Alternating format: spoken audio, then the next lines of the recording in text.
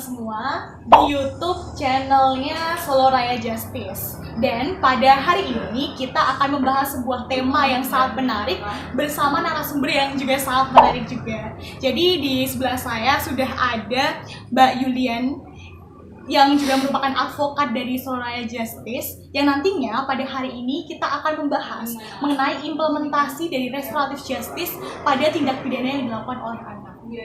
Nah, sebelum membahas lebih dalam nih, kan soal anak ini menjadi pembahasan yang sangat bagus ya dan sangat seru sekali untuk dibahas karena banyak juga anak-anak yang ternyata tersandung di tindak pidana. Nah, kalau menurut Mbak Yulian sendiri, sebenarnya apa sih Mbak yang menyebabkan anak itu harus mendapatkan perhatian khusus dari negara, dalam hal ini tuh tidak boleh disamaratakan dengan orang-orang dewasa? Selain anak belum cakap di hadapan hukum, anak masih di bawah umur, ini kita berbicara tentang anak, usia anak sendiri 0 sampai 17 tahun. Di atas 17 tahun, di beberapa peraturan ada yang sudah dianggap cakap, ada yang belum. Punya identitas saja, identitas ketika usia 17 tahun, baru punya KTP. Jadi anak-anak ini adalah masih merupakan produk orang tua, produk masyarakat, produk yang mereka belum bisa menentukan hal-hal yang harus mereka lakukan. Mereka belum bisa berpikir panjang seperti apa yang dilakukan oleh dewasa. Mereka belum bisa melakukan tindakan dengan mempertimbangkan kemungkinan-kemungkinan yang akan terjadi ke depan. Seperti dewasa yang sudah melalui banyak pengalaman, banyak pengetahuan. Seperti itu. Jadi karena anak ini produk dari lingkungan lah ya Mbak ya, karena banyak sekali tindak pidana yang dilakukan oleh anak tuh bukan karena niat yang benar-benar justice, yang belakangan ini tuh jadi center gitu. Karena restoratif justice ini menjadi sebuah hal yang baru, metode baru untuk kita menemukan keadilan di dalam hukum itu sendiri. Kalau menurut Mbak Yulian, itu apa sih Mbak restoratif justice itu? Restoratif justice itu upaya hukum di luar pengadilan antara korban dan pelaku untuk didamaikan. Jadi supaya korban dan pelaku itu mendapatkan kesempatan yang sama gitu. Korban bertanggung jawab dengan apa yang dia lakukan dan pelaku bertanggung jawab dengan apa yang dia lakukan dan korban mendapatkan hak-haknya sebagai korban begitu. Upaya restoratif justice itu tidak menutup anak tidak mendapat hukuman gitu ya. Tidak. Anak tetap bertanggung jawab atas apa yang dia lakukan. Korban tetap mendapatkan apa yang menjadi haknya sebagai korban. Di restoratif justice ini diupayakan, diharapkan negara membantu korban dan pelaku untuk berdamai. Berarti sebenarnya restoratif justice ini bukan berarti kita tuh meniadakan hukuman bagi anak, tapi justru hal ini tuh malah memberikan keadilan yang lebih substansial lagi gitu, karena hal ini melibatkan juga antara pelaku, korban, dan juga masyarakat gitu. Banyak sekali hal-hal yang ikut tergabung ke dalam restoratif justice-nya Indonesia itu sendiri ataupun ya secara global gitu ya. Nah, kalau di Indonesia sendiri itu apakah sudah mengakomodir Mbak untuk yang restoratif justice? Apakah di dalam hukum positifnya kita udah mengaplikasikan hal itu atau bagaimana? Sepengetahuan saya dia baru jalan, ini baru 2-3 tahun terakhir ini baru marak di Indonesia. Tapi kalau dalam pemberlakuannya masih belum rata, masih dalam masyarakat itu masih abu-abu. Tidak semua orang paham, tidak semua orang tahu, bahkan penegak hukumnya. Gitu. Seperti di kasus saya misalnya ketika di kepolisian ada salah satu oknum polisi yang membahasakan begini, ini tidak bisa dilakukan restoratif justice atau diversi karena salah satu anaknya tidak sekolah. Sedangkan dalam undang-undang di situ ditulis bahwa anak di bawah umur 17 tahun dan di atas usia 14 tahun boleh dilakukan diversi dengan catatan tuntutannya di bawah 7 tahun. Tuntutannya di bawah 7 tahun. Kalau lebih dari itu tetap dilaksanakan. Gitu. Berarti kalau begitu, bahkan penegak hukumnya aja banyak yang nggak paham gitu ya Mbak soal restoratif justice itu sendiri. Beberapa saya rasa belum, karena saya mendapatkan bahasa itu di lapangan ya. Jadi saya rasa belum semua tahu dan belum semua paham. Karena memang kita mengadopsi ini sendiri baru berjalan 2-3 tahun. Jadi yang benar-benar paham, akan benar-benar lebih paham itu orang-orang yang pernah melakukan dan pernah belajar. tidak semua orang Indonesia suka belajar. Iya. Itu masalahnya. Iya, itu yang jadi PR banget ya untuk Iya. para penegak hukum supaya bisa menghadirkan restoratif justice, di mana hal itu tuh justru akan bermanfaat banget bagi anak gitu. Apalagi kan kalau membicarakan soal anak tuh kan banyak banget ya dimensinya, kayak anak itu tuh mereka punya waktu yang sangat panjang untuk hidup, dia merupakan generasinya Benar. kita gitu kan. Nah, kalau membicarakan juga soal restoratif kan tadi Mbak Yulia sempat menyinggung soal diversi nih Mbak. Sebenarnya diversi itu apa sih Mbak, dan apakah diversi itu merupakan restoratif justice ataukah ya diversi itu beda gitu dengan restoratif justice atau bagaimana? Diversi itu bagian dari restoratif justice. Jadi diversi ini diberikan kepada anak-anak yang dalam undang-undang sudah disebutkan tuntutannya di bawah 7 tahun, 7 tahun maksimal itu 7 tahun ke bawah, dengan catatan usia di atas 14 tahun atau di bawah 17 tahun untuk diversinya.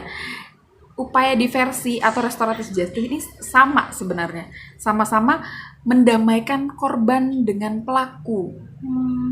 Tentunya dengan memenuhi restitusi yang dituntut oleh korban. Gitu. Ketika restitusi itu dipenuhi, maka diversinya dilaksanakan dengan baik. Tapi tetap melalui penetapan hakim. Begitu.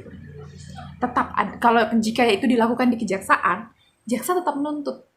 Meskipun yang melakukan diversi itu jaksa, tapi jaksa tetap menuntut karena dalam undang-undang kita jaksa itu tidak boleh tidak menuntut. Dia harus menuntut gitu. Oh, jadi tetap ada penuntutan itu tetap ada, Tetap ada. Tapi dia membantu. Jadi gitu. ketika dibawa ke pengadilan, ketika hakim memberikan penetapan, oh sudah melakukan diversi, restitusinya telah dibayarkan, untuk itu penetapannya jadi seperti apa dari hakim gitu. Korban sudah memaafkan, mereka sudah berdamai, hubungan telah kembali baik gitu. Nah, diversi itu kalau sepemahaman saya Mbak, itu tuh ada yang pertama itu di lingkup penyidikan atau kepolisian, lalu setelah itu di kejaksaan gitu ya Mbak. Kalau di penyidikan atau kepolisian itu tidak bisa tercapai. Nah, itu gimana sih Mbak mekanisme ataupun gimana kita bisa mengaplikasikan diversi itu gitu untuk si anak, entah itu di kepolisiannya ataupun di kejaksaannya, itu kriterianya apa kayak gitu? Ya, Ada tuntutannya pengaturan-pengaturannya? itu kembali kepada tuntutan. Setelah diselidiki, setelah dilihat, oh ini harus dilakukan diversi karena di bawah tuntutan, anak di atas 14 tahun, dia masih punya hak-haknya. Jika ada kemungkinan untuk didamaikan, harus didamaikan antara korban dengan pelaku. Jika tidak menyebabkan hilangnya nyawa, jika misalnya hanya pencuri, bukan hanya pencurian ya, tapi jika pencurian, hilangnya yang masih bisa dilakukan restitusi, silakan dilakukan. Kalau saya harus dilakukan karena ini anak-anak. Gitu. Ya. Kalau tadi membicarakan diversi juga, Mbak Yulian banyak menyinggung soal restitusi ya. Nah, apa sih Mbak restitusi? Ini kan mungkin banyak juga dari kita yang masih awam, apa sih itu restitusi? Restitusi itu biaya penggantian. Misalnya di kasus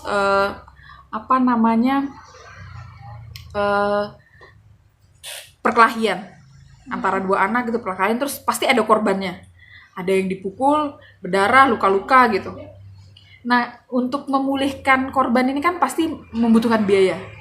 Nah, korban ini berapa uang yang habis, berapa biaya yang habis ini dibayarkan oleh si pelaku dengan persetujuan korban. Oh, saya minta untuk restitusinya, untuk biaya saya, untuk biaya pengobatan dan segala macam saya minta segini.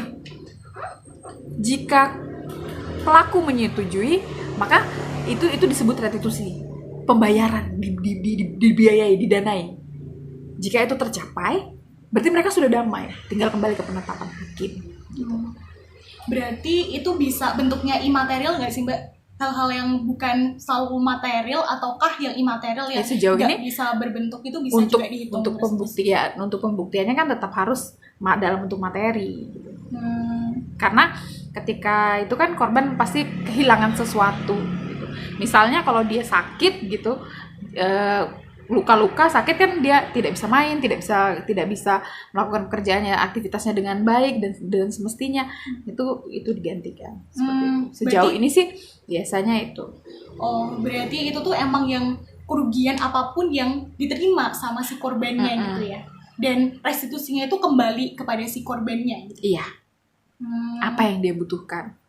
Wah, menarik sekali ya, dan memang sih menurut saya ini malah hal yang baik gitu untuk diterapkan, karena itu kan bisa jadi pelajaran yang sangat berharga bagi si pelakunya, dan korbannya pun dari segi hak-haknya tuh terlindungi gitu.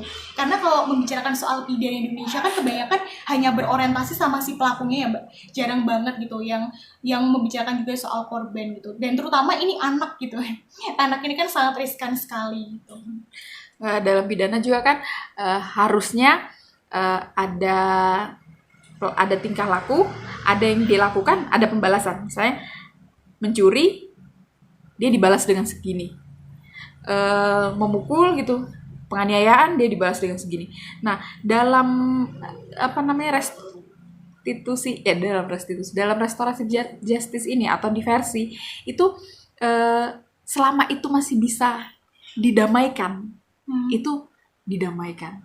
Jadi tidak mesti anak itu mendapatkan pembalasan seperti apa yang ditulis undang-undang, dihukum dengan sekian, sedangkan anak-anak ini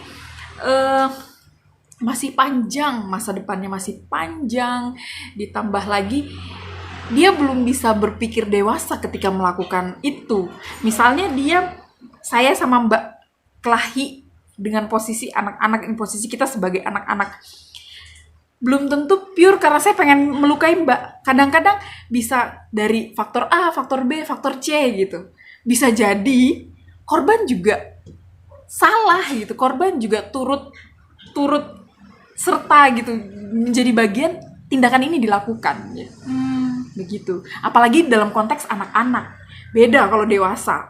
Ada kemungkinan dendam dan segala macam. Kalau anak-anak kan kebiasaannya melakukan segala sesuatu dengan spontanitas gitu. Oke. Nah, tadi kan kita membicarakan soal diversi ya Mbak.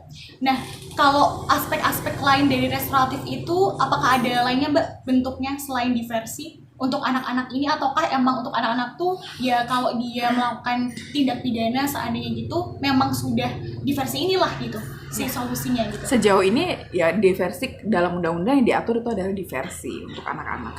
Karena dalam diversi itu juga melibatkan masyarakat, ada Bapas di sana, ada pakar-pakar kesehatan. Dalam diversi itu juga melibatkan banyak orang, tidak hanya penyidik, pembela, orang tua, korban, tidak hanya itu, banyak yang dilibatkan termasuk masyarakat.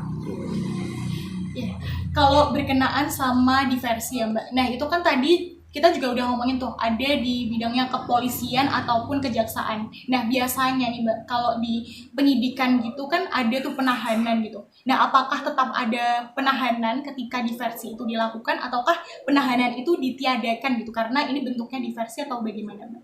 Untuk anak yang diberikan diversi tidak harus ditahan.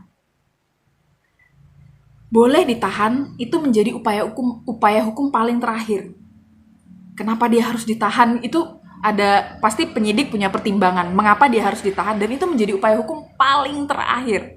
Selama orang tuanya menjamin bahwa dia tidak akan melakukan pengerusakan terhadap barang bukti, selama orang tuanya menjamin bahwa dia tidak kabur, orang tuanya menjamin bahwa dia tidak akan melakukan tindak pidana itu lagi, maka anak tidak wajib ditahan, hanya apabila diperlukan. Untuk anak-anak yang diberikan diversi.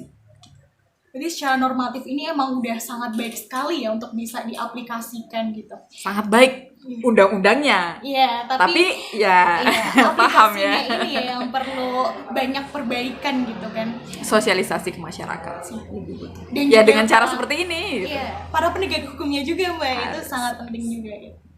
Nah Mbak, kalau diversi nih Mbak, kalau seandainya itu tidak tercapai gitu, hal apa sih Mbak yang bisa dilakukan untuk si korban? Kan mungkin ya kita kan nggak tahu nih apa yang terjadi sama si pelakunya. Mungkin si pelakunya nggak mau melakukan diversi atau restitusi yang udah dibicarakan tadi. Itu bagaimana Mbak solusi lanjutannya? Sekarang setiap perbuatan itu selalu ada pertanggungjawabannya, ada konsekuensinya. Begitu juga dengan anak. Dia harus tahu apa yang dia lakukan ini akan menimbulkan apa yang harus dia pertanggungjawabkan gitu. Ketika orang tuanya tidak mampu melakukan restitusi, karena tidak semua orang tua mampu ya. Tidak semua orang, kalau korban patah kaki misalnya, terus orang tuanya minta sekian gitu, sedangkan orang tuanya tidak mampu, maka akan dalam prosesnya akan dikembalikan kepada hakim. Dia akan diberikan tuntutan seperti apa gitu. Seperti dalam perkara anak kan dia masih boleh dari tuntutannya boleh dikurangi 1/3 dari tuntutan. Nah, dia mungkin bisa dapat hal-hal itu. Tapi kalau untuk bebas benar-benar, meskipun dia udah enggak, dia tetap harus menerima konsekuensi dari perbuatannya sebagai bagian dari efek jera. Tapi ketika dia mendapatkan efek jera itu, perlakuannya akan berbeda dengan pidana-pidana dewasa. Perlakuannya akan lebih sangat berbeda karena mereka dididik karena usia mereka untuk paham, bahkan mungkin saat itu ketika menjalani itu mereka paham saja mungkin belum tentu. Cuman sisi emosionalnya aja yang nangis, mungkin sedih, mungkin karena mereka ngerasa nggak boleh main, nggak boleh pegang handphone. Tapi untuk tahu apa yang mereka jalani itu belum tentu tahu gitu. Kembali ke psikologis anak gitu. Gitu. Oke.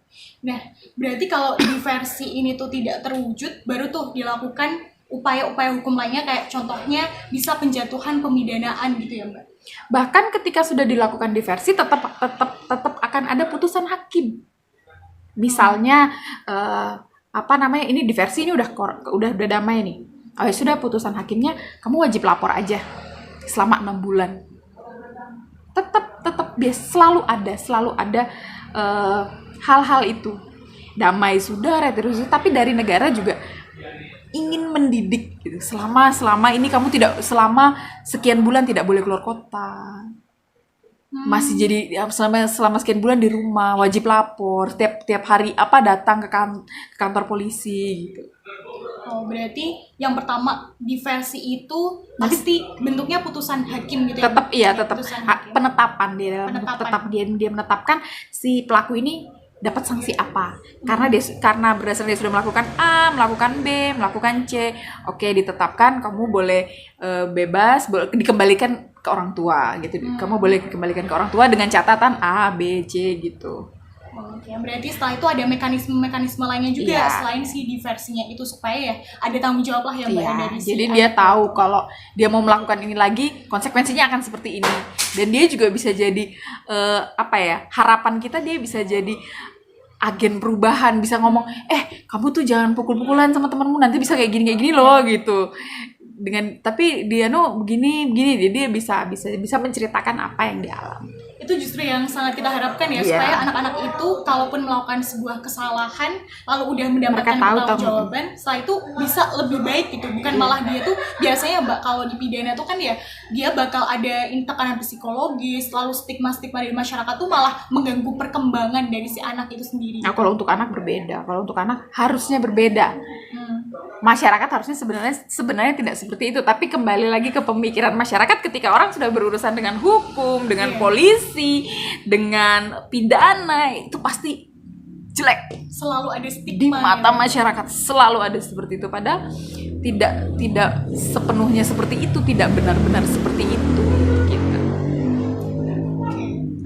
Nah, terus juga Mbak, mengenai sanksi-sanksinya Mbak, itu kalau setahu saya Mbak, di ICJR tuh ngomongin bahwasannya banyak putusan hakim mengenai anak tuh yang dipenjara gitu. Dan masalahnya Mbak, ya kalaupun idealnya itu harusnya penjara itu kan beda ya antara anak dan dewasa, tapi ternyata dalam aplikasinya banyak juga penjara-penjara itu yang menggabungkan tuh antara si anak dan dewasa. Akibatnya malah anak tuh bukan ketika keluar dia jauh lebih baik, malah lebih buruk gitu kan, karena ada didikan dari penjara itu yang ya kan biasanya orang-orang dewasa pemikirannya berbeda tuh sama anak-anak. Tapi sekarang masih ada yang seperti itu. Rasanya sudah tidak ada ya, karena harusnya ya Mbak ya. Ya harusnya rasanya sudah tidak ada, karena anak dengan dewasa pasti akan dibedakan dan harus dibedakan, tidak bisa sama karena hak-hak mereka juga berbeda antara dewasa dan anak.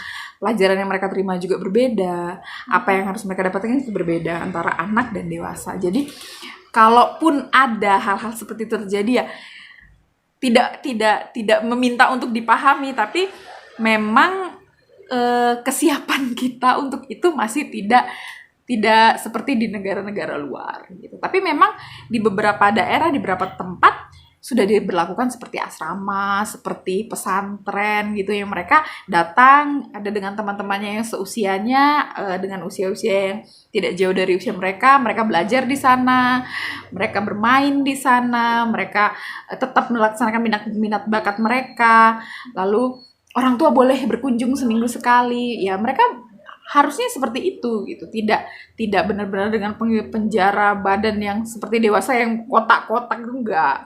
Mereka tidak akan belajar di sana karena mereka harus dipersiapkan juga untuk kembali ke masyarakat. Ketika negara hakim memutuskan dia dididik, anak ini dididik oleh negara harus bertanggung jawab memenuhi hak-haknya sebagai anak. Supaya ketika dia dikembalikan ke masyarakat, dia tetap siap. Harus sama dengan harusnya setara dan sama dengan anak-anak lain. Anak-anak reguler yang tidak seperti dia. Berarti memang harusnya anak tuh bukan di penjara gitu, tapi bentuknya tuh kayak rehabilitasi. Iya, karena dalam situ aja mereka ruang geraknya sudah hilang gitu. Ruang gerak mereka sudah hilang tuh udah sumpek, teman main itu saja gitu kan. Belum tentu buku bacaannya di upgrade setiap saat seperti dia di tempat orang tuanya, minta ini minta itu dapat gitu. Makan juga harus terbagi, nggak seperti di rumah gitu yang mau ngemil ini ada, mau itu ada. Nah, itu sudah menjadi hukuman kalau untuk anak. Harusnya kalau seperti anak-anak dia bisa liburan, bisa kemana-mana, dia hanya ada di tempat situ. Karena ini ya, anak tuh mencintai kebebasan. Sangat. Wah, itu udah jangan kan anak dewasa aja senang. Gitu iya, kan. betul sekali. Oke, berarti restoratif justice ini emang menghindarkan ya si anak itu dari pemenjaraan, dan memang negara idealnya itu ya harusnya memang melindungi generasi muda kita ini karena mereka generasi penerus. Iya, benar. Kita tidak pernah tahu mereka akan menjadi apa kelak gitu kan. Kita tidak pernah tahu Tuhan titipkan apa ke mereka gitu. Dan biasanya pun si anak-anak itu ketika melakukan kejahatan bukan karena niatnya sendiri. Tidak. Seperti kasus yang saya pegang misalnya, di situ bukan hanya anak-anak di bawah umur saja yang melakukan itu. Ada penggabungan antara dewasa dan anak-anak. Sudah bisa dipastikan siapa otak atau dalang dari situ. Biasanya provokatornya sih yang dewasa. Ayo.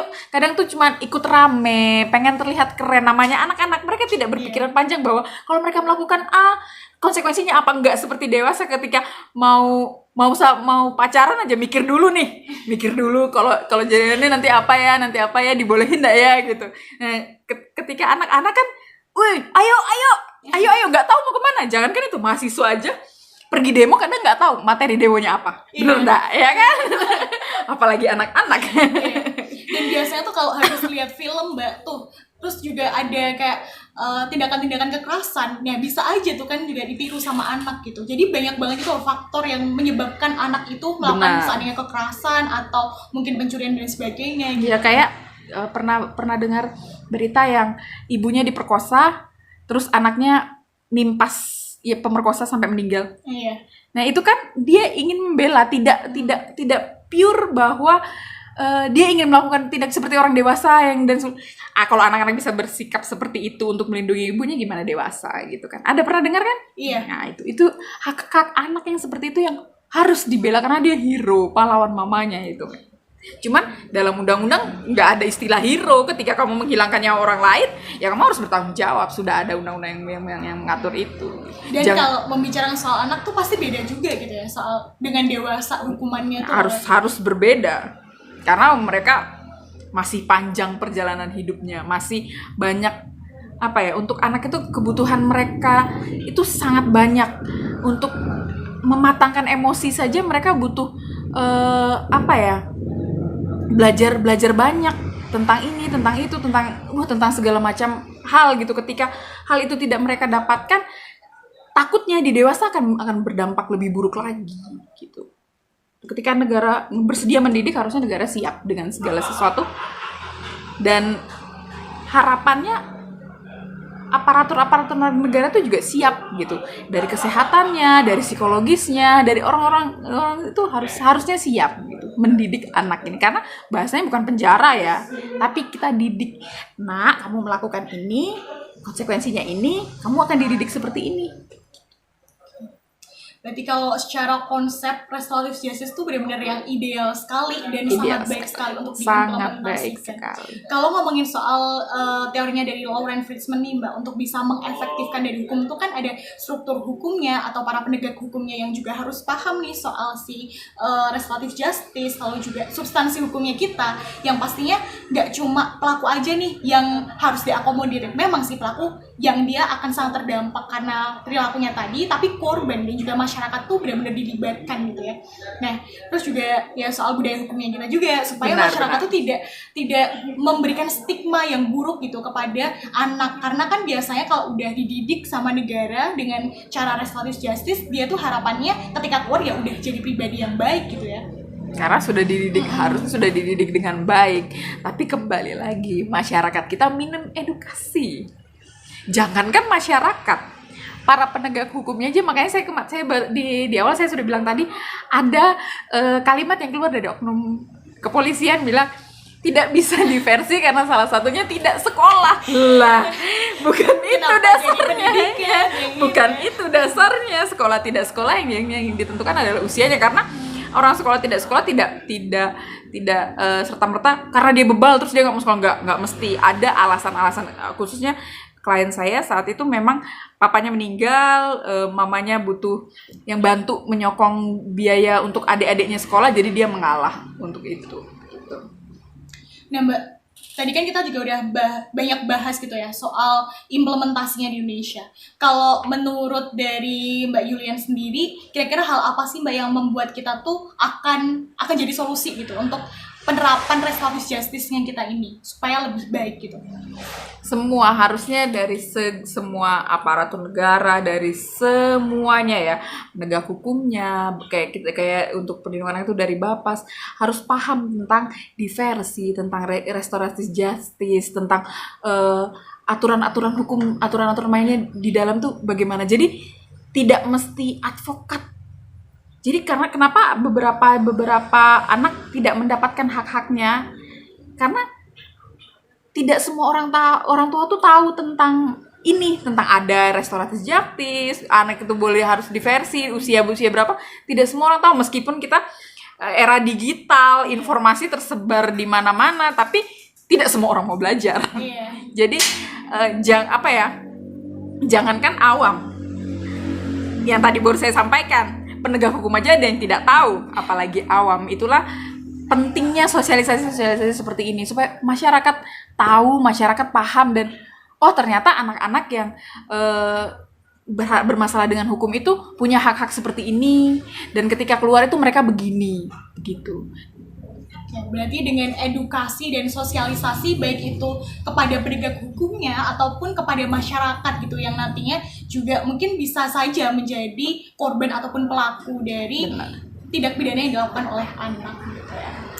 Oke. Karena digital sekarang tidak seperti dulu tuh cuman punya satu TV. Zaman saya kecil punya satu TV yang nonton beramai-ramai, terus ada orang tua juga di situ kan, ketika ada adegan yang tidak pantas tonton anak-anak dimatiin dulu atau apa gitu.